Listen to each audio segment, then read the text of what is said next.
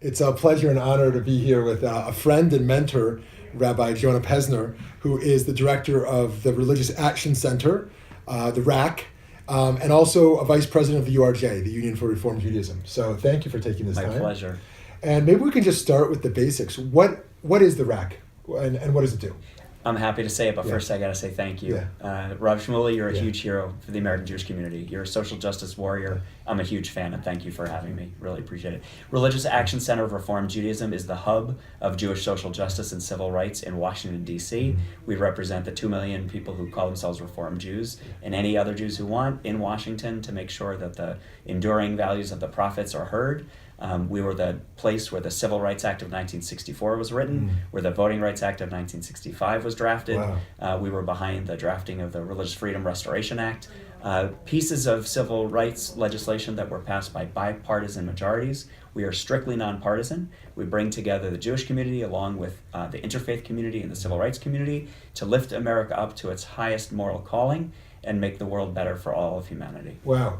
Where do I sign up for that? So it's rac.org, right? RAC.org. Okay, so you can learn a lot there. This is, as a modern Orthodox Jew, I stand back with a lot of humility and awe for how much my own community has to learn from Rabbi Pesner and the RAC. Well, but you have single-handedly, together with some friends, really moved the modern Orthodox community into social justice engagement, and we cannot do this alone. This is not about Reform Judaism. This is about Judaism. That's right. That's inspiring. Thank you.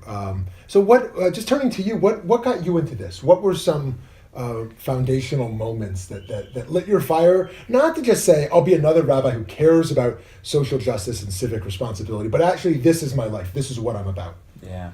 So I grew up active in a Reformed Jewish congregation in New York City, and my father died suddenly when I was a kid, and the temple was amazing. My rabbi was amazing, the rabbinical students, and I became a rabbi in part inspired by that experience.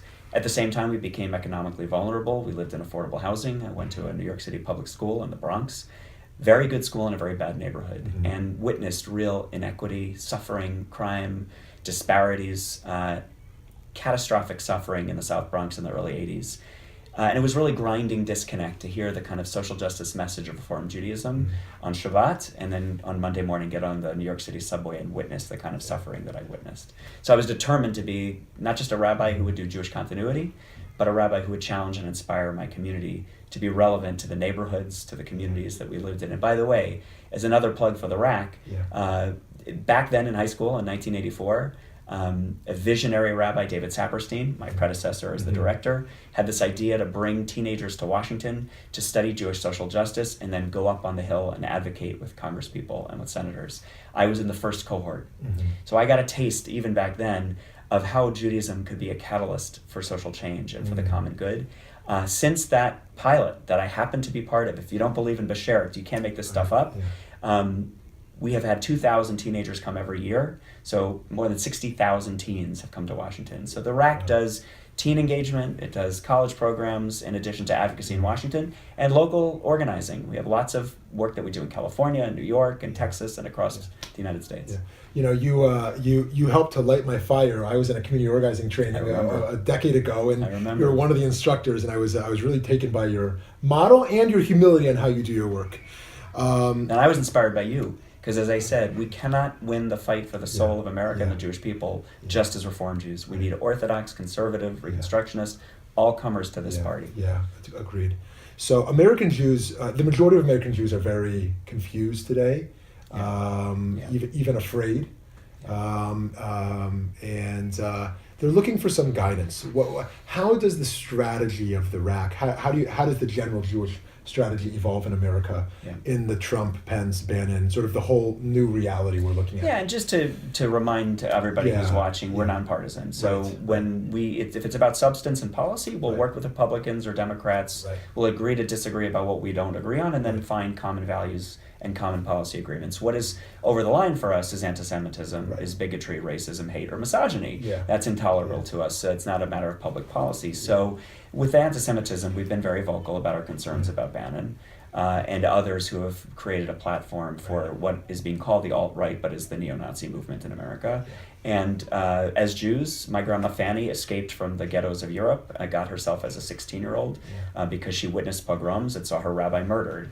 to come to America for a reason. So we as Jews have to defend America as the country that defends minorities, starting with Jews, but then also to really be a catalyst in local communities, to reach out to mosques, to stand together against bigotry, to make sure that we have no tolerance for misogyny and sexual assault, that we double down on our commitment to racial justice and minorities, that we worry about refugees and immigrants.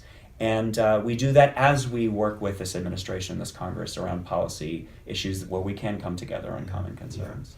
So folks who don't live right in New York, how would you recommend they plug in? They say, I'm afraid, but I'm also fired up. Yeah, and I want to give my time and energy. Yeah, What should they do? sitting here with you in Phoenix, Arizona.